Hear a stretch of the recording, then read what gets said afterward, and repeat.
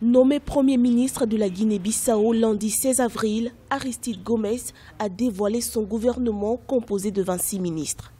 Dans ce cabinet, 18 ministres et 8 secrétaires d'État, dont 4 femmes. Ce gouvernement qui se veut inclusif selon le nouvel accord de sortie de crise conclu lors du sommet extraordinaire de la Communauté économique des États de l'Afrique de l'Ouest le 14 avril à Lomé consacre 10 portefeuilles au parti au pouvoir, le Parti africain pour l'indépendance PAIGC.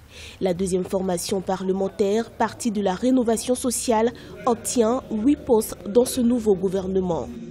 Il y a le groupe des dissidents, les 15, sont représentés par 3 portefeuilles, 2 ministères et un secrétaire d'État. 3 autres petites formations ont chacun un portefeuille. Là, ça va. Mais maintenant, les autres, que dire des autres partis, ce qu'on appelle les petites formations politiques qui n'ont pas de représentation au niveau du Parlement. Ceux-là sont encore restés sur le fin et continuent encore à râler pour dire que ce n'a pas été juste. Mais comme c'est pour 7 mois, ça peut être géré pour qu'on aille aux élections. La Guinée-Bissau connaît une crise politico-institutionnelle depuis le 12 avril 2012, date du coup d'État qui a secoué le pays. Des tentatives de résolution ont été entamées par la CEDEAO. L'accord de Conakry de 2016 prévoyait entre autres la formation d'un gouvernement constitué de l'ensemble des partis politiques représentés à l'Assemblée nationale.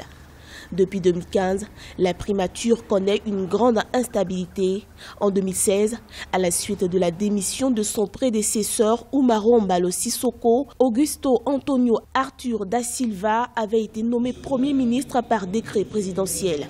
Une nomination désapprouvée par la CEDEAO et qui a fait l'objet de sanctions.